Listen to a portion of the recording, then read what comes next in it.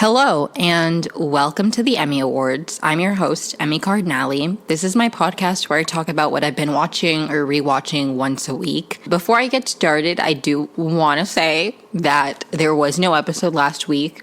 I didn't post about it anywhere because I honestly forgot. I had friends in town, and I had intended to record an episode with them. They wanted to be on the podcast, but I typically record on Thursdays, and my second friend flew in on Thursday, and so my first friend, we didn't want to do it without her, but then she flew in late, and because of the time difference, it was past midnight for them, and it didn't seem like the best idea. And then the next few days were really busy, so I was like, I'm just not doing a podcast episode this week. So sorry if you noticed that I was gone. And thank you, honestly. That's very sweet if you were like, oh, there's no episode of the Emmy Awards. Thanks for caring about this. This is just a fun little thing that I do for fun. This episode is going to be like a mishmash, just general thoughts on everything I've been watching lately. Next episode, I think I'm going to do another deep dive review. I like to do one every few episodes, maybe one every other episode. I'm still figuring out my format, but I like the idea of doing one every other episode if time allows. I think I'm going to do one of You Season 4 Part 1. I think that'll be my next episode, but I haven't fully decided if I want to do that because I have thoughts about You Season 4 that I'll get into in a second. Actually, let me just jump right in to my thoughts on You Season 4. So, You Season 4, it came out, there are 5 episodes, and then 5 more episodes are coming out March 1st, I believe. And I do have to say, something I really love about You is that every season manages to feel different and unique, and there's always a new angle. It doesn't feel stale, ever. It doesn't feel like you're just watching the same plots again and again. There's always some different... there's always something unique about each season. Season 1 was very much we're getting to know You. It's the first time we see him stalking somebody. Then season 2, he moves to a different town, and there's the big plot twist at the end, spoiler alert, that Love is also kind of a serial killer. And then season 3, it's Joe and Love trying to manage, 1, that they have a child now, and 2, that they both kill people. So it's really... I have to say, I still think, I haven't seen all of season 4 yet, but I still think seasons 2 and 3 are my favorite. I think they both have something really interesting to, they're so interesting how it evolved. And I do appreciate that about You. I also have to say that I started watching You when it was airing on network TV. I don't remember what network. It didn't get much traction on there. It wasn't nobody was talking about it when it was airing week to week. But I literally put a series recording on my parents' Xfinity account and would watch it every week when it came out because I saw a preview and Shay Mitchell was in it and she was kissing a girl. And I'm like, Shay Mitchell being gay, big fan. I'll tune in. And Penn Badgley was in it. I don't know. I was watching it from the beginning because I love television, and I'm very prone to just giving a show a shot, even if it's just a couple episodes, see if I like it. I will watch most things at least for a little while. So I was watching it when it was airing, and then it went to Netflix and it became a big thing, and it was really funny to see all these people watching this, it being this big conversation. And people binging it when I had been watching it episode by episode, week by week. It was a very weird experience. And then it got moved to Netflix completely, but it wasn't always a Netflix show. But I do really like that about You. I think You is a very well done show. There are always similar themes, but they're done kind of in a different, unique way. And I do appreciate that. Now, I have to say, I haven't been the biggest fan of season 4 so far. And it's nothing... I can't pinpoint why I don't like it as much as the other seasons. I really can't. I don't know. I've been trying to figure out what it is. And maybe I have to rewatch season 4, part 1, to really understand why it's just not captivating me the same way. But I do think it has something to do with, I don't know if I'm getting tired of Joe or like what it is, but I have just gotten to a point where like season 2, it was him being like, okay, I'm not going to do this again. And then like, you know, he starts doing this again, but then he falls in love with, like, it was just interesting and it was like different. And then season 3, I loved because it was like both of them kind of figuring it out together, and it was so interesting. And I really like don't like, spoiler alert, if you haven't seen you seasons 2 and 3, I'm gonna spoil like a lot. I already spoiled a little bit about love, but I really did not like, and I wasn't happy about them killing Love off, because I thought it was so interesting.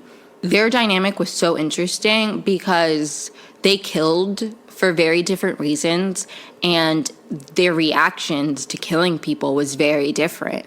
Like, Joe would kill somebody and he would be very methodical, and he'd be like, we have to do this and this and this and this to get rid of the body. Where Love would like kill somebody and she'd like freak out about it, and she'd be like, how do you know how to get rid of a body? Like, it was just like, she was a much more impulsive killer, and Joe just isn't. I don't know. It's just, there's something about, it was so good. I loved season 3. I loved season 2 as well, because I rewatched it because I moved to LA and I was like, I kind of want to, I don't know. I was in the mood. It's like, you know, LA. Anyways, I don't know. There's just something about season 4 that's just not hitting the same. I was excited about the premise of like somebody framing him for murder. I don't know what it is. Maybe it's the 5 episodes.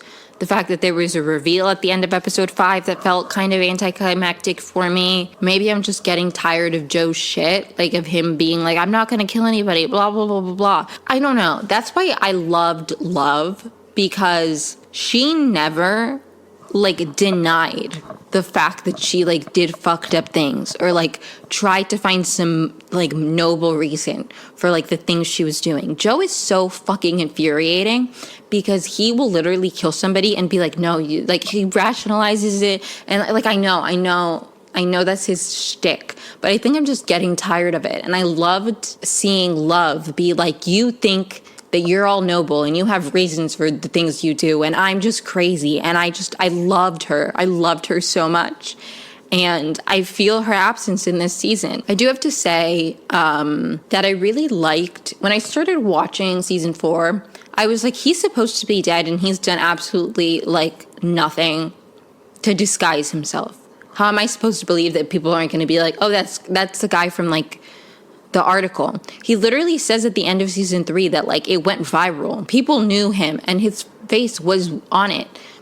And even if it hadn't gone viral, like, her death had to have been publicized because she was like the daughter of a wealthy family that owned a luxury grocery store. She was a public figure. When 40 died, like, people were talking about 40. Like, in season 3, when they moved to Madre Linda, like, they were talking about 40 or whatever behind Love's back. I just don't buy that people wouldn't recognize him. So I do like that. I mean, the one person who recognizes him is literally like a private investigator for like the Quinn family. So he was sent there to like find out what was going on. But I don't know. I liked that at least caught up to him. I liked that Marianne was like, you're a murderer. I don't like you. And I think, honestly, I feel like Marianne's reaction and all of that should make him realize, and I don't think he ever will. I don't think he ever will, because he still views Love as this monster, crazy person. Like, he's never going to sympathize with her. He's not. But I just wish that Joe would see like Marianne's reaction and realize that he's never going to have somebody who loves him wholly and completely for all of his fucked up parts, even the murderous parts, ever again. Like, he had Love, who saw the fact that he was a stalker, a murderer, all of that, and she loved him anyway. That's like the dream. I mean, not that I'm a murderer, but like the dream, the dream is to have somebody who loves you and sees all the parts about yourself that you don't like, or that you're trying to change, or that you're ashamed of, and loves you anyway. Like, I'm sorry, she was too good for him. Like, it pissed me off. It pissed me off because, and it would have been so interesting to see them like kill people together, and like they had their moments in season 3, but it makes me sad. Love Quinn was taken from us too soon. I keep going on random tangents and I'm not getting to the point, but I do like the premise of him being like framed for murder. That's interesting to me. I don't know. I think that the 5 episodes we've seen so far, like the ending doesn't make me want to keep watching, if that makes sense. I'm like, okay, so we found out allegedly who the person who's been framing, not allegedly, but like, so, you know, supposedly we found out who is framing them.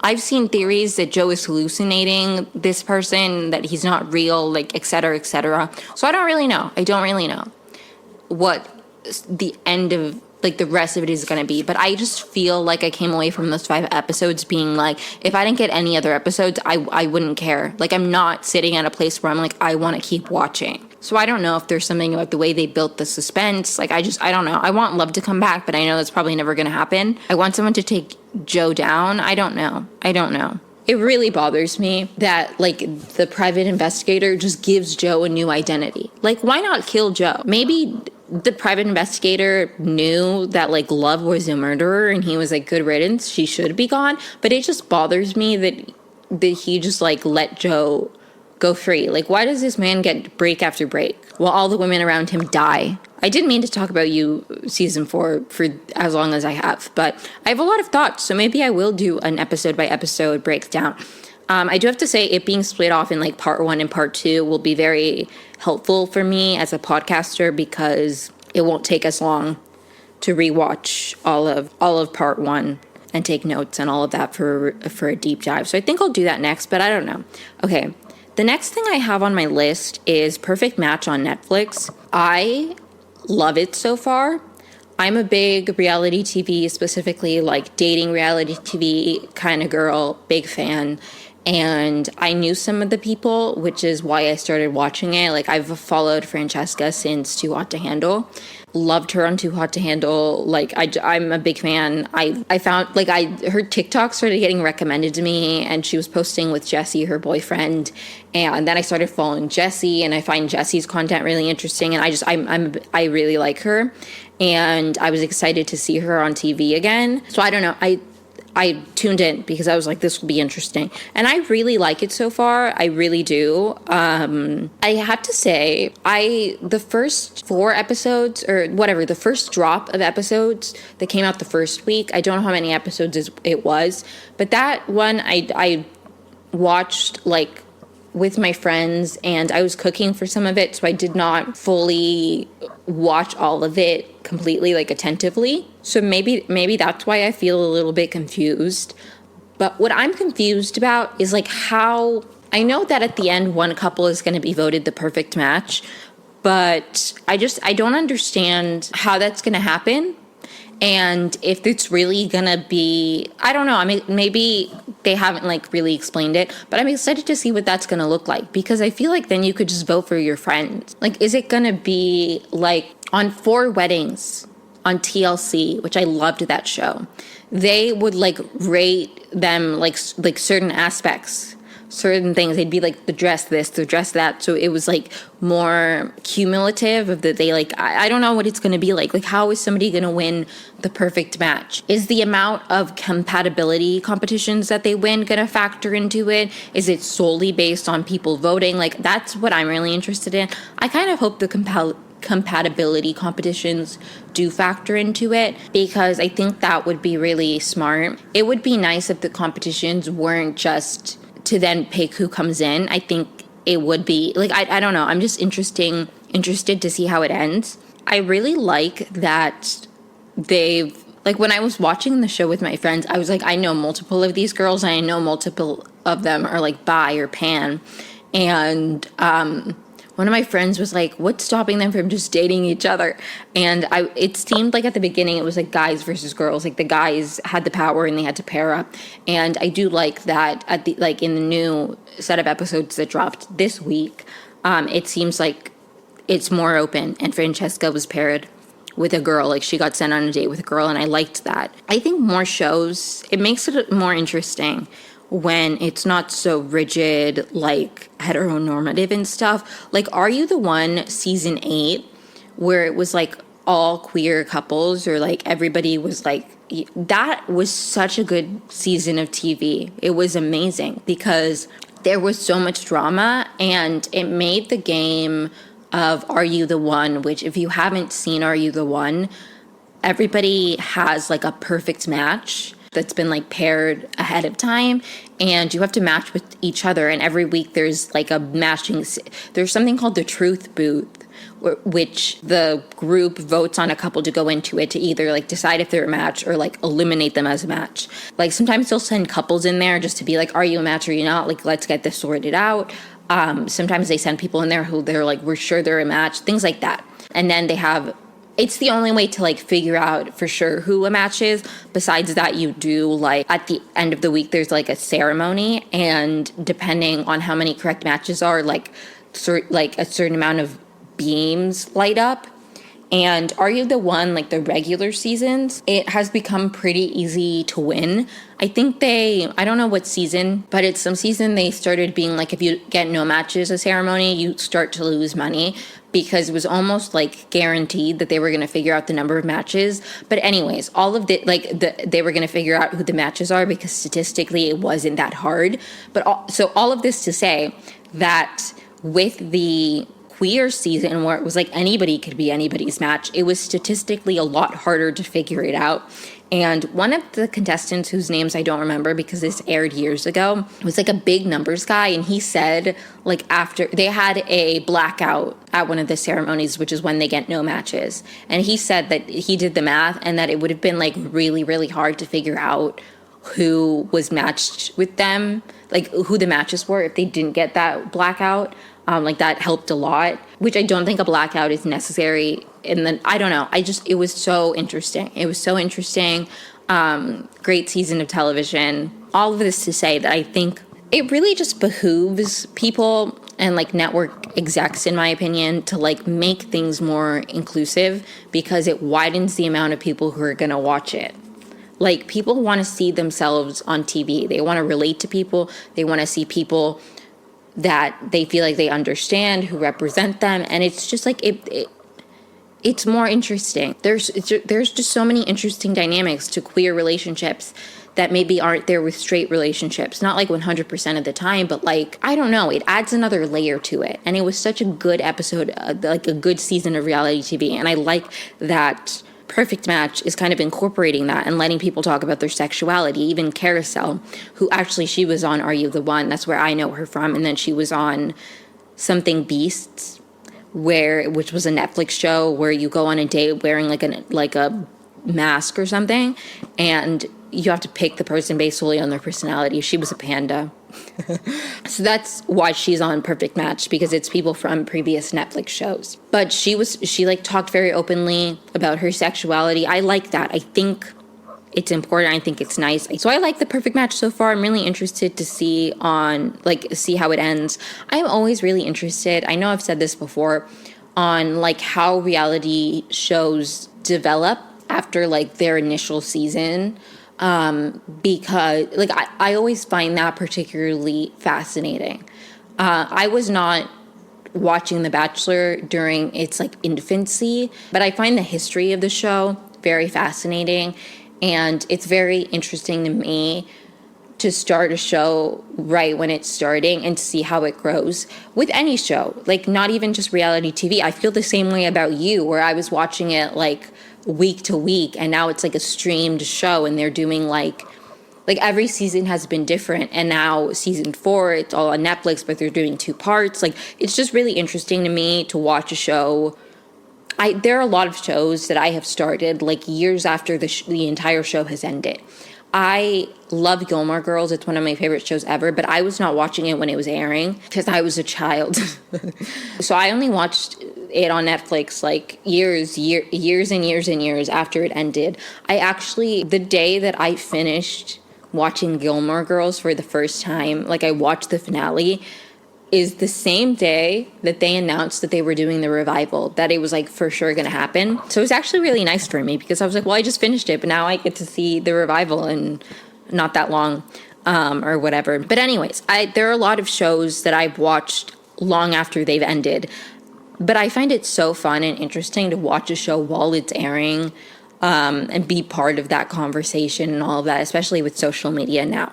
So I don't know where this tangent started, but I'm excited to see if Perfect Match continues, how it's going to look. I feel like it's going to be kind of like a Bachelor in Paradise-y thing where it's like your favorite people are coming back. I love that. I think that's a very smart, very like it's a smart business practice, because people are gonna, I mean, I started watching this show, I think I might have checked it out anyway, but I was like, I know Francesca, like I know these people from Love is Blind. Like I was intrigued because I knew the people, and I think that's very smart of Netflix to be doing. But anyways, that's my little thoughts on Perfect Match. Okay, the next thing I have on my list is the new Gina Rodriguez show called Not Dead Yet. Now, okay, with peace and love, I am not the biggest Gina Rodriguez fan. No hate to her. I loved Jane the Virgin when it was airing. I never finished it because when they brought Michael back from the dead, I was like, I'm out. Let him rest in peace, respectfully. Like, don't even get me started on that, okay? It really bothered me. And maybe this was their plan all along. If they wanted her to end up with Raphael, then they should have had her end up with Raphael without either killing Michael off in the first place or killing Michael off and then bringing him back just to prove that she would have picked Raphael anyway. Like, you killed him off, let him stay dead. I know it's a very telenovela-y show. Like, that's its whole shtick, you know, secret twins, her baby got kidnapped, yada, yada, yada. I get it. I get the vibe. It's based off of a Venezuelan telenovela. As a Venezuelan, I can respect it. But it just bothered me. It bothered me because I loved Michael and I loved their relationship, and there was no need to kill him off just to bring him back to life. Like, just have her be married to him and get divorced and then pick Raphael. Like, what's the point of killing him off just to then bring him back to life to prove that it wasn't because he died that she picked Raphael? It's annoying to me. Anyways, that's not why I'm not the biggest Gina Rodriguez fan. I don't want to go into it, but no hatred to her. But I did check out the show Not Dead Yet because it is about an obituary writer. And if you do not know me, hi, my name's Emi, and I design newspapers for a living. So any time there's a show, a movie, anything about journalism in any capacity, I will be checking it out. I have enjoyed it so far. I think I've watched 3 episodes. And I do like there is an autistic character, and he's played by an autistic actor, which I really appreciate and I think is super important. I don't think we should have people who are not autistic playing autistic actors, or playing autistic characters. It often just leads to stereotyping and like a caricature, when there are so many talented autistic people who could do the job. Like, anyways, so don't even get me started on that. But I really appreciate that about the show. I have to say, I think it's very funny. It's so funny to me watching the show as somebody who works at a like at a newspaper. I like it so far. I do really like the premise of her being an obituary writer who like sees, because I loved the show Ghost Whisperer. I was a big fan of Ghost Whisperer, so it's kind of a similar thing where she like writes the obituary, and then once she's written the obituary, the person like passes on and isn't haunting her anymore. And I do like the premise. It's a very digestible, easy show. I like anything about journalism. I'm enjoying it so far.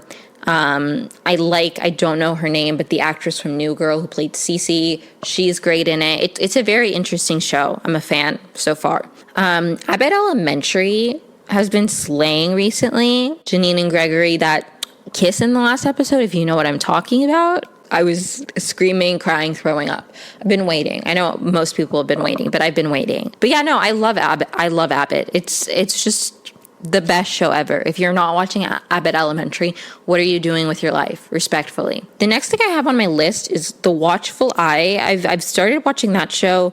It's airing on Freeform, I believe. I don't know. I watched it on Hulu the next day, and I like it so far.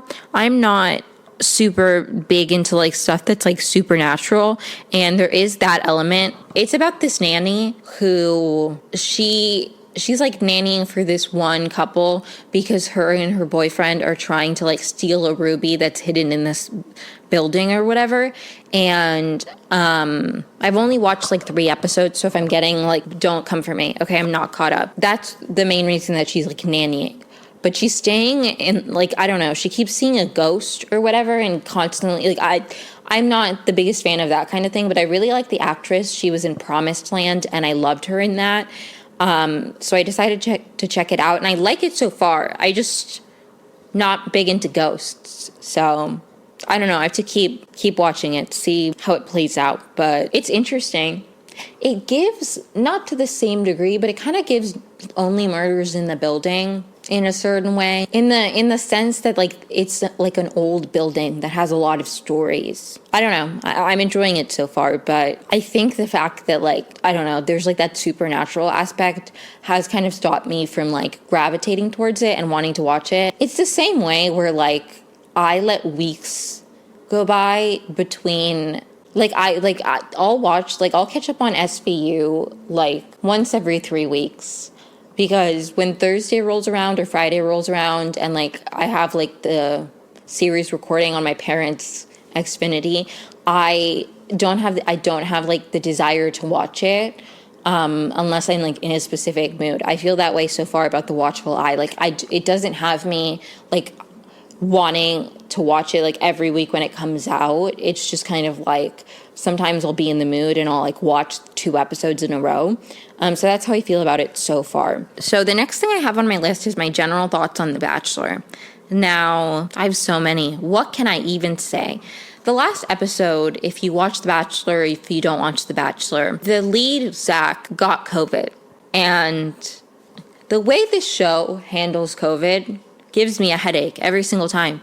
Every single time. This is the second time that somebody's gotten COVID. And I'm just like, I don't know. And I saw a clip on TikTok that Caitlin Bristow said that the clips of Zach like blowing his nose in his hotel room or like reading by himself or whatever, those weren't actually filmed in London. They were filmed like after the fact. And I just wish the show would stop, like, and I know this is like wishful thinking, and obviously they're never going to stop lying to us 100%. But with something like COVID, it's like you don't have to lie. You can just not show him for a while and be like, he was sick or whatever. Like, why do I need to see him blowing his nose? Like, B-roll of that. It adds nothing for me. It honestly bothers me more to know after, like, and I know most people, like, they just watch, like, they just watch the show. But it bothers me. It bothers me. Like, why are you lying to me? Same with, like, when the host comes in and it's like, we're going to Houston. And then it's like, your flight leaves in an hour when their flight leaves the next morning.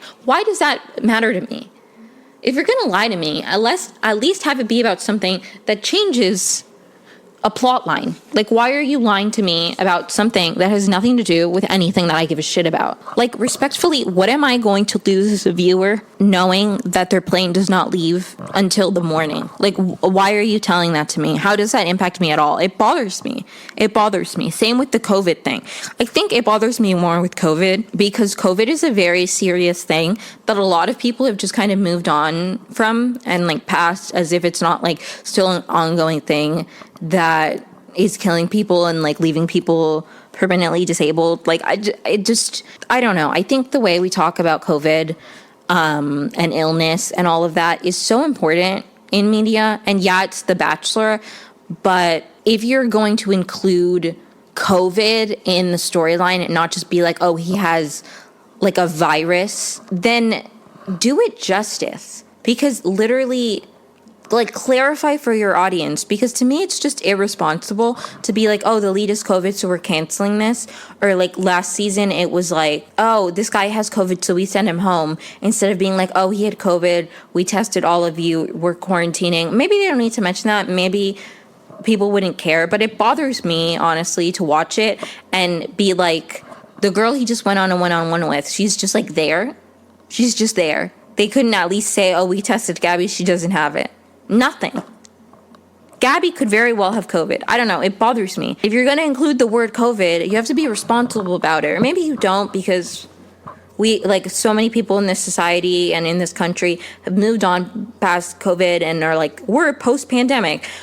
And, like, that really pisses me off. But I think it's just such a, like, peeve of mine, because it's like, we're not past COVID, and COVID's a very serious thing.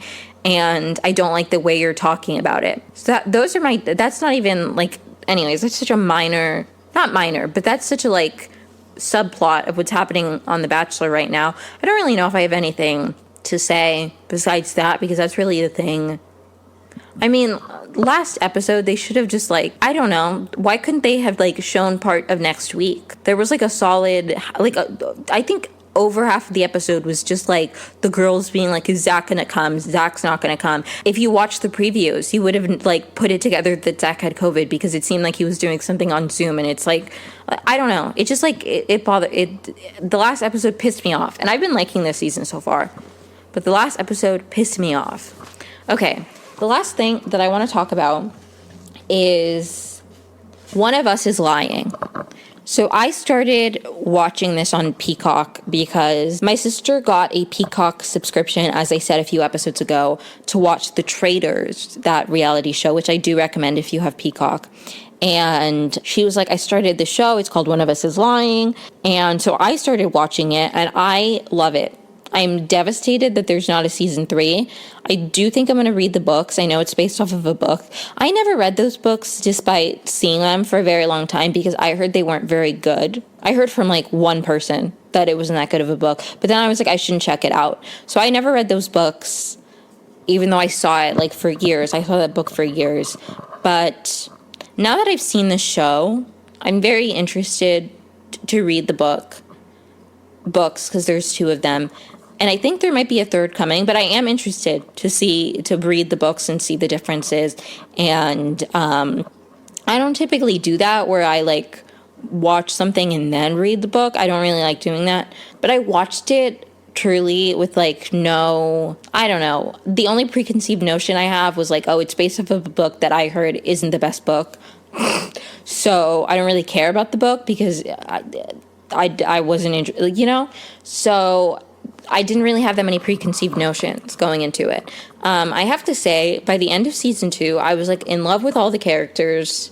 Well, not all of them, but I was like in love with so many of the characters. I was rooting for them. I was like sad. I don't know. I was so sad. I'm so sad that we're not getting a season 3. I love the character Maeve, not just because I had a bird named Maeve and I loved her, but like I love Maeve, and I know she like fucked up at the end of season 2, but they were so mean to her. Justice for Maeve. I'm a Maeve apologist. I love Janae. Janae is like one of my favorite characters. I think I'm like in love with Janae.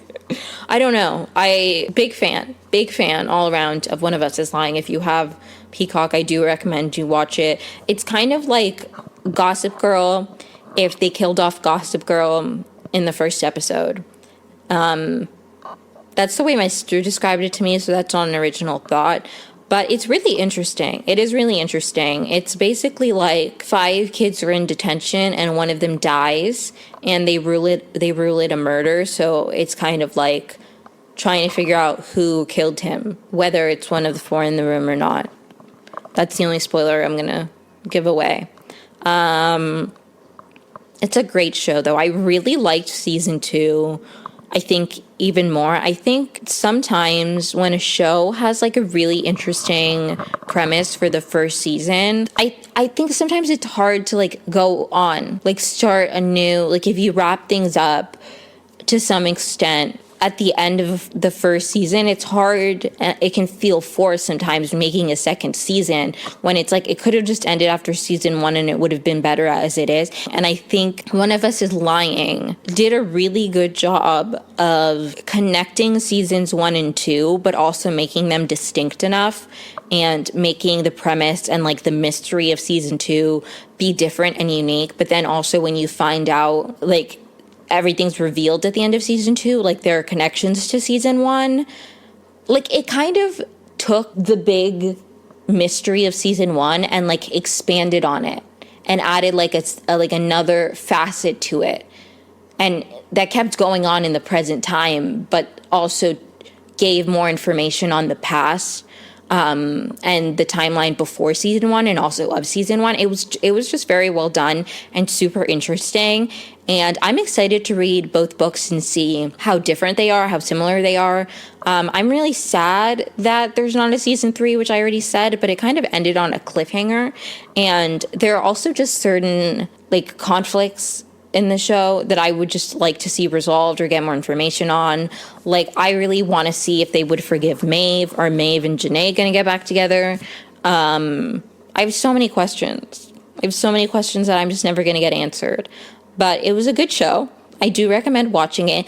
And I think it does a good job of both seasons of wrapping up the drama in a way that you do come away, for the most part, like feeling like your questions were answered. And then they like present new, like from the entire season, like your questions from this season were answered, but then they end the season finales with like new questions that then can be answered, which is a little bit annoying. That there are new questions now that I feel like they would have answered in season 3 that aren't going to get answered. But I think most of the questions, or like the mystery of season 2, was resolved at the end of season 2 in the same way that it was for season 1. I also really liked the characters. Like, I thought the acting was good. I found the premise interesting. It was a funny show. I enjoyed it. I really enjoyed it. I do recommend it. And that's where I want to end. Maybe I will do a deep dive of that. Although I do not think I will, because my sister's Peacock subscription is expiring. But maybe I'll pay for my own just to do a review of that. But I don't know. I really enjoyed it. Those are my general thoughts on You Season 4, One of Us is Lying, The Bachelor, other stuff. Next episode, I haven't fully pinpointed what I want to do yet. Maybe it'll be a deep dive. Maybe it'll be just like a general thoughts thing. I don't know. It depends how this week goes. I am hopefully fostering kittens soon. I am planning to pick kittens up on Monday if everything goes according to plan. So next week I might not have a ton of time to rewatch something and take notes. So it might just be a general mishmash like this episode was. If you like this episode, or if you're interested on my thoughts in general on TV, please make sure to follow me wherever you listen to podcasts. Turn your notifications on so you get notified when I release episodes. Follow me on social media for updates, although I'm not the best at updating on there about the podcast, to be quite frank, because it's still a very small podcast, and sometimes I feel like I tweet something out and I'm like, nobody cares, so I just forget to tweet because I'm like, literally nobody will care. But just if you want to keep up with me in any capacity, all of my social media is linked below. Please feel free to reach out with any feedback, critiques, comments, concerns, ideas for future episodes. Anything and everything is very much welcomed and accepted, and I am literally thrilled to hear any kind of feedback about this podcast, truly, because I put a lot of time and thought into it, and any kind of I listened to an episode, or I felt this way about this, any kind of comments or critiques or responses to this content that I'm putting out means so much to me. So please feel free to reach out in any capacity. And I hope you have a great week. Thanks so much for listening. And you will hear from me, hopefully, if everything goes according to plan, next Friday. Bye, guys. Thank you.